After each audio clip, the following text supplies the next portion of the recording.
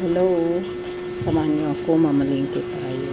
Ngayon ay Sabado, August 22, 2026. Tayo naglalakbay ngayon dito sa BF Resort. Nasa BF Drive po tayo. Yan, yung daan na to. As you can see, wala masyadong sasakyan. Wala masyadong tahimik ang daan ngayon. Medyo smooth yung biyahe natin. Hopefully na makabalik tayo agad. Anyway, malingki tayo kasi sobrang mahal na dito mga bilihin sa loob. So, at least man lang kahit mga gulay at saka yung mga ricado, mabili natin sa palengke. Then, di ko alam po anong mabibili ko. Sana lang medyo makisama mo na yung mga presyo ngayon dahil hindi masyado malaki yung budget ko. Anyway, yan, pili ko tayo pakaliwa. Ito po ay nasa tayo ngayon sa Victoria Diaz ay papuntang Times. Doon tayo para kahit paano shortcut tayo mga langga at para mas mabilis tayo. Hinahabol ko makaano kami ng tanghali kasi wala pa akong preparation para tanghalian namin. So, kung ano yung mabibili ngayon, yun din yung maglulutuin natin mamaya para tanghalian. At saka, marami akong iniisip na bilhin. Kaya lang, hindi ako sigurado kung mabibili ko nga talaga lahat dahil dito pa lang sa loob, nararamdaman ko na medyo mahal ngayon. Grabe ang bilihin dito sa loob.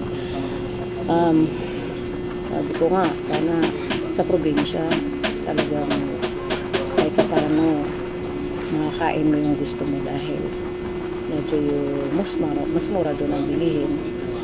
Dito, grabe. Ngayon, sobrang mahal na talaga. Hindi ko na maintindihan yung paano mag-budget. But anyway, carry yan. Kaya mag-budget. Yan, ganyan. Kung nakikita mo, ang ganda ng pasada. Wala masyadong mga bumibiyahe. And, ito ay ano lang ngayon, parang nasa past 8 pa lang. Mga 8:30 AM. Yun. Ito, liliko na tayo. Going to Times. Tapos, punta tayo ng Saputi Market. Saputi kabila po tayo hanggang dito. Tahimik. Wala talagang mga sasakyan gaan. Lagaan ng sasakyan. Tapos, tuloy-tuloy lang itong biyahe natin. Medyo kabado ako ha. Itong aking uyo ay bay malang mabilis magpatakbo. Medyo kapit lang. Pero kita nyo naman nakukuha ko pa rin mag-video. Ayan. Sige lang, dyan lang kayo ha. Tingnan nyo lang, panoorin nyo naman lang. Actually, nagdo-voice over ako. Sinahiya ako magsasalita talaga sa video. Baka mamaya ma-confuse itong aking driver.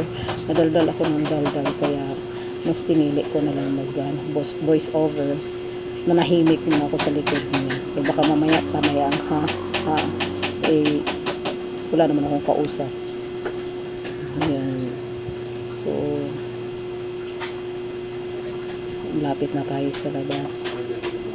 Medyo malapit na tayo sa highway. Yung mga langga, relax lang kayo dyan. Papasyal ko kayo dito sa aming lugar. And then, medyo okay naman dito sa amin. Peaceful. Kaya, tsaka nitong mga nakaraan, yung mga malakas ang tuloy-tuloy ang ulan. Praise God. Hindi po kami talaga dinabaha dito sa amin.